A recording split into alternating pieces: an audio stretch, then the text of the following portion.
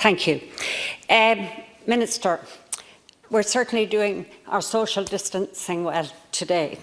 But just a few comments. I have been listening to the debate all afternoon, Minister Doherty before you and now yourself, and I think there is to some extent a sense that we are flying blind, but that's expected because it was an unprecedented situation, and I accept that you do not want to tie the hands of the next government. So in that context, some of the, let's say, for example, the pandemic unemployment payment, that filled a gap at an unprecedented time. But there are still some gaps in the system, and one of them was referred to several times this morning, and that's about those women returning from maternity leave who cannot access the temporary wage subsidy scheme. Now, I heard your response, and you said if there is a way of dealing with it, I will do it.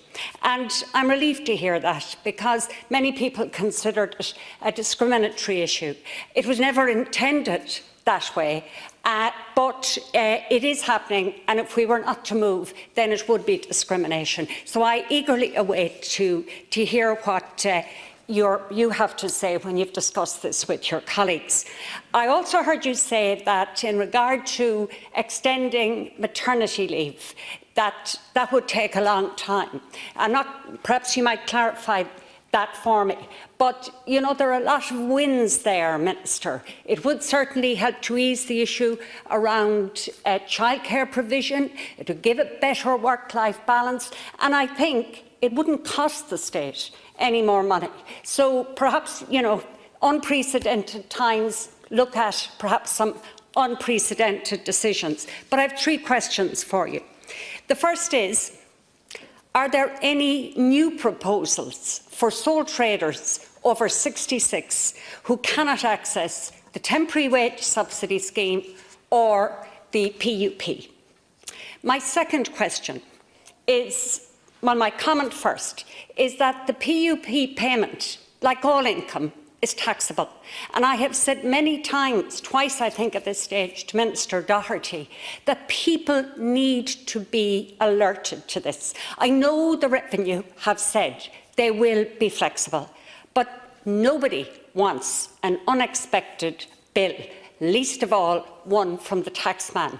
But my question is, I got a sense from listening to the debate this morning that there is a possibility of clawback. So, for example, if somebody was earning €120 per week and they lost their job and then now receive €350 from PUP, is there any possibility that the Revenue might in any way look at a clawback on that? And if there is, could you elaborate?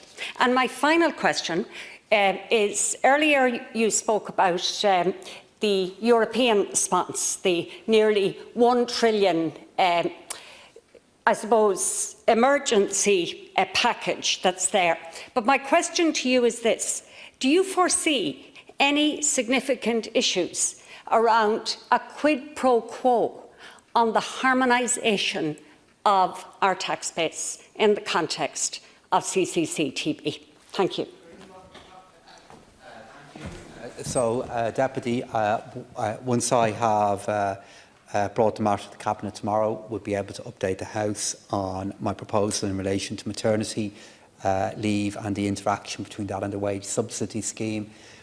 Just to clarify to you, if I didn't make it clear enough earlier on in the afternoon, when I said the maternity consideration on the future of maternity leave could take time, I meant that in the context that when the maternity leave, extension of maternity leave was raised with me, it was raised with me in the spirit of it being a way of dealing with the wage subsidy scheme issue.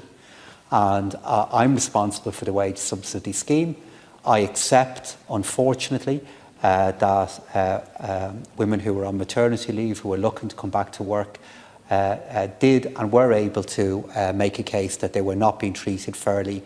And I said at the time that that's a tax issue, and I would resolve it as a tax and wage subsidy scheme issue, because I can do it quicker as opposed to bringing in other policy areas, and that's what I'm going to do. And in relation to the 3 questions that you've put to me, Deputy, firstly, there are no new proposals in relation to the over 66 issue. Deputy O'Donoghue raised it with me a moment ago.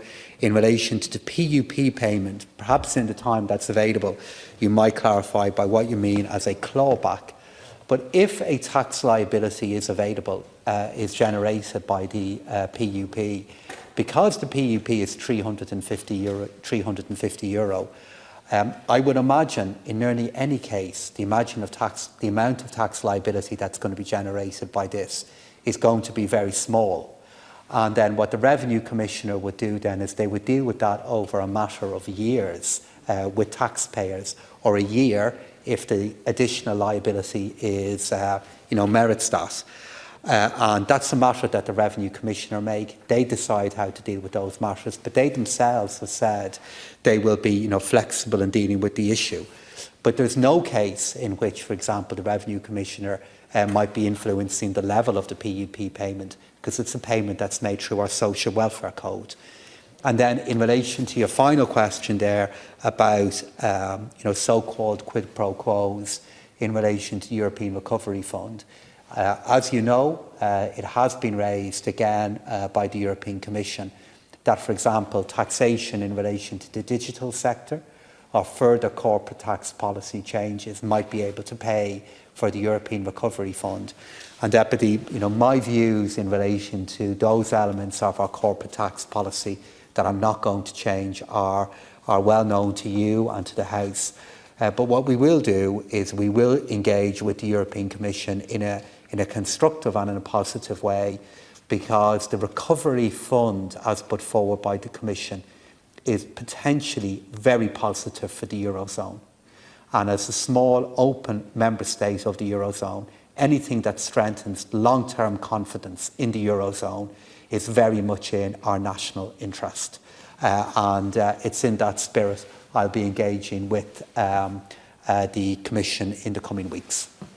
Minister, and perhaps it wasn't the revenue, perhaps it might be the Department of Social Welfare, but perhaps I got it wrong. But I thought I heard something about the possibility of a clawback if PUP was greater than what somebody perhaps was earning part-time. But perhaps you could clarify that, or I might ask Minister Doherty. Maybe I got the wrong end of the stick. I hope I did, because it would be an unexploded mine if I didn't. And my